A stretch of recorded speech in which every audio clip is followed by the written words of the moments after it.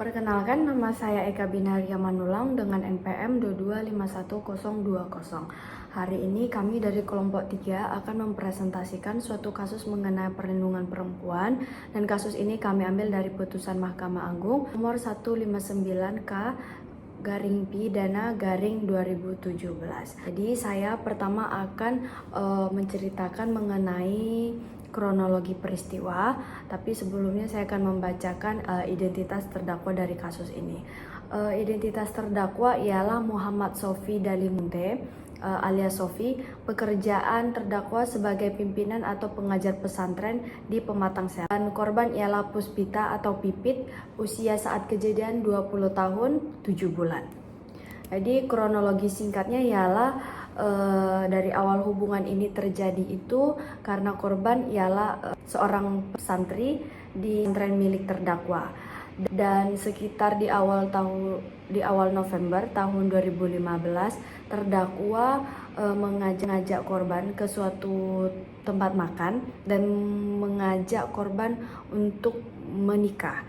Namun tidak ada suatu paksaan dan terdakwa memberikan jawaban untuk lebih memikirkannya dahulu.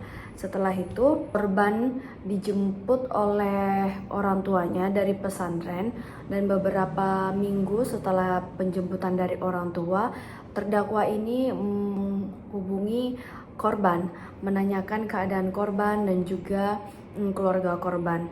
Saat itu korban memberikan jawaban bahwa dia sangat bosan di rumah, dia tidak memiliki komunikasi yang baik dengan kedua orang tuanya, dan dia ingin melarikan diri dari rumah. Mendengar hal tersebut, terdakwa ini mengajak korban untuk pergi dari rumah. Setelah itu, pada tanggal 21 November 2015, terdakwa ini menjemput Puspita ke rumah ketika orang tuanya sedang bekerja. Dan pada 22 November 2015, terdakwa menikahi korban di Aek Korsik, menikah secara agama Islam di sebuah masjid setempat dengan bantuan saksi Amansyah sebagai wali nikah. Amansyah ini adalah teman dari terdakwa tersebut. Setelah mereka menikah, keesokan harinya mereka pergi menginap ke suatu pesantren, dan di sana mereka tidur bersama dan melakukan hubungan layaknya seperti suami istri beberapa kali. Nah, pada tanggal 27 November mendengar hal tersebut, kedua orang tua dari korban ini mendatangi pesantren milik terdakwa dan menjemput korban dan melaporkan kejadian kepada pihak yang berwajib karena pernikahan terjadi tanpa izin kedua orang tua. Itu adalah kronologi singkat dari kasus ini, dan yang akan kami bahas dari presentasi kali ini ialah apakah unsur pasal 332 ayat 1 KUHP tentang membawa pergi wanita yang belum dewasa tanpa persetujuan orang tua itu terpenuhi. Dan yang kedua ialah apakah status belum dewasa harus merujuk pada KUHP Perdata atau Undang-Undang Perlindungan Anak. Demikian dari saya akan melanjutkan kepada rekan saya.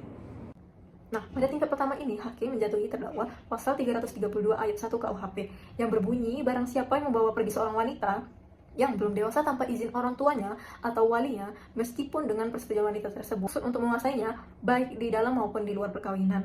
Nah, hakim di tingkat pertama ini berpendapat bahwa pasal 332 ayat 1 KUHP menyangkut wanita belum dewasa yang mana saat itu korban berusia 20 tahun 7 bulan. Nah, hakim beranggapan bahwa klausul wanita belum dewasa ini dapat digunakan. Nah, hakim di tingkat pertama ini berpendapat bahwa korban merupakan wanita yang belum dewasa. Saat itu korban berusia 20 tahun 7 bulan. Nah, hakim untuk menentukan batas usia dewasa karena di hukum pidana belum diatur, maka hakim merujuk pada pasal 330 KUHP yang dimana mengatakan usia yang belum 21 tahun belum dianggap dewasa. Nah, hakim berpendapat bahwa korban alias Puspita atau Pipit masih belum dewasa karena belum mencapai usia 21 tahun menurut pasal 330 KUHP Perdata. Nah, persetujuan korban dianggap tidak menggugurkan unsur-unsur dari pidana karena tindakan dilakukan tanpa seizin orang tua, dan hakim juga menyimpulkan bahwa unsur membawa wanita yang belum dewasa itu terpenuhi.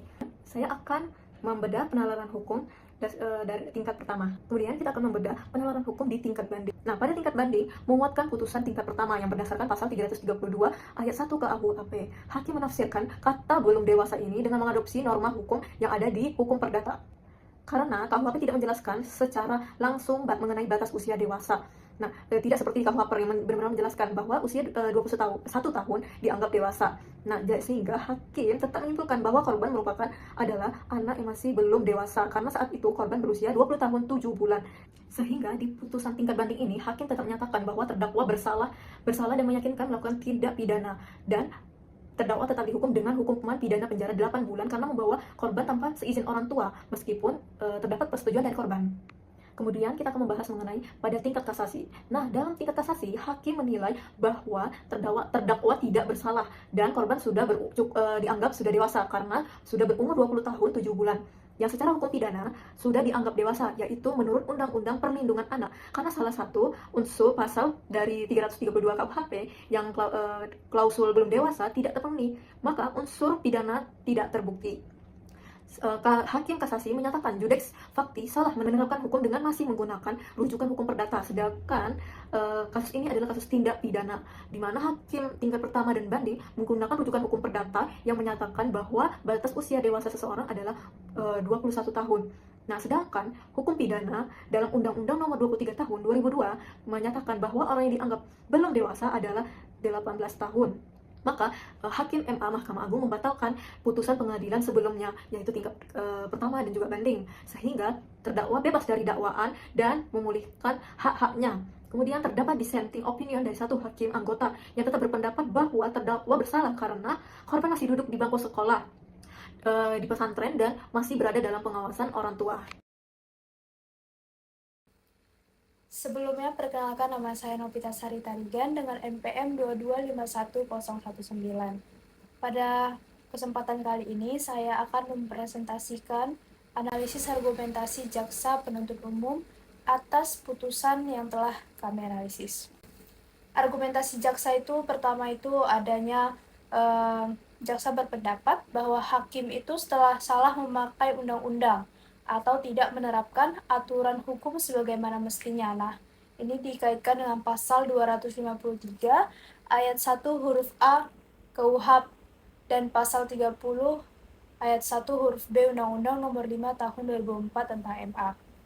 Nah, jaksa juga merasa keberatan dengan putusan pengadilan sebelumnya. Jadi ini kan putusan udah kasasi. Jadi putusan sebelumnya itu pas di Pengadilan Tinggi Medan itu nomor 591 pidana tahun 2016 PT MDN, dan Pengadilan Negeri Rantau Prapat itu nomor 408 pidana B 2016 Pengadilan Prapat yang menghukum terdakwa ini akhirnya dijatuhkan hukuman oleh hakim itu hanya 8 bulan penjara. Jadi salah satu argumentasi jaksa yang kurang setuju atas keputusan yang telah dilakukan oleh hakim itu adalah karena terdakwa ini dihukumnya itu hanya 8 bulan penjara gitu. Sedangkan terdakwa itu dengan tahanan selama 2 tahun penjara.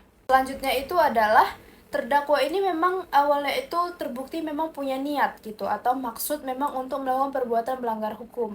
Nah, dia tahu bahwa kalau membawa lari seseorang di bawah umur itu bisa didakwa pidana. Selanjutnya itu adalah putusan Pengadilan Tinggi Medan yang menguatkan putusan Rantau Prapat juga itu menghukum terdakwa itu dianggap itu nggak memberikan efek jera atau deterrence effect. Nah, baik buat terdakwa maupun pelaku lain. Jadi seakan-akan kalau hanya dikasih 8 bulan penjara, jaksa itu berargumen bahwa kedepannya orang-orang juga bakal melakukan hal yang sama karena buktinya setelah dia membawa lari anak di bawah umur, tetap aja hanya di penjara atau hanya diberikan hukuman selama 8 bulan penjara. Dimana sebenarnya tujuan pemidanaan itu kan itu adalah pertama itu efek jera. Nah, jadi harusnya tujuan pemidanaan itu memberikan efek jera, deterrence effect, di mana pelaku itu mengalami shock terapi gitu buat masyarakat lain dan nggak jadi ikutan gitu. Jadi dia memiliki efek jera dan masyarakat lain pun tahu bahwa oh ini nggak bisa dilakukan gitu. Dan yang kedua itu adalah pembinaan atau treatment. Nah, ini dilakukan agar pelaku itu nggak mengulangi kesalahan yang sama gitu. Dan yang ketiga itu adalah pencegahan atau preventif. Nah, melalui tujuan pembedaan ini itu juga membuat perlindungan dari masyarakat. Artinya tidak ada lagi korban-korban lain yang akan dibawa lari oleh terdakwa. Baiklah, selanjutnya saya akan menelaah bagaimana logika hukum Mahkamah Agung dalam putusan Muhammad Sufi dan Luminte ini. Nah, jadi yang pertama terkait konsistensi dengan asas hukum, yaitu asas hukum legalitas.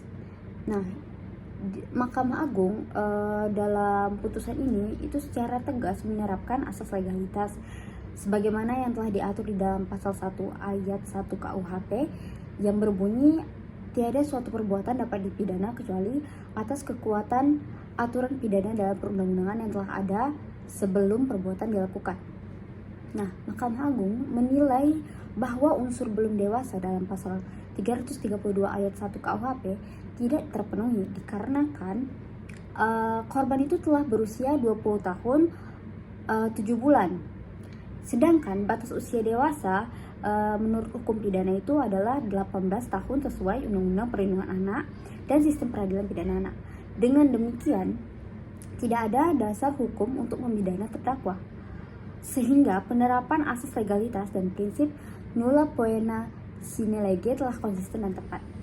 Nah, Mahkamah Agung juga secara eksplisit mengkritisi dan menolak penggunaan batas usia menurut KUH Perdata yang menjelaskan bahwa seseorang dapat dikatakan dewasa ketika berumur 21 tahun. Nah, dalam konteks perkara pidana, Mahkamah Agung menegaskan bahwa penentuan batas usia dewasa harus kasuistis, yang dimana bergantung pada konteks hukum yang berlaku. Dan dalam perkara pidana harus merujuk kepada ketentuan pidana, yaitu 18 tahun sesuai Undang-Undang Perlindungan Anak dan Sistem Peradilan Pidana Anak. Dengan demikian, logika Mahkamah Agung itu kritis dan progresif dalam membedakan antara usia dewasa untuk kepentingan perdata, KUH Perdata, dan pidana, yaitu Undang-Undang Perlindungan Anak, sehingga menghindari ketidakpastian hukum, memberikan perlindungan hukum yang lebih tepat sasaran. Nah, selanjutnya itu terkait asas ultimum remedium yang menempatkan hukum pidana sebagai upaya terakhir dalam penyelesaian masalah. Nah, di dalam kasus ini, Mahkamah Agung membebaskan terdakwa dikarenakan unsur-unsur pidana itu tidak terpenuhi. Nah, sehingga tidak ada alasan untuk menjatuhkan sanksi pidana. Sikap ini tentunya sejalan dengan prinsip ultimum remedium, yang dimana itu enggak memaksakan pemidanaan jika tidak ada dasar hukum yang jelas dan unsur pidana tidak terbukti.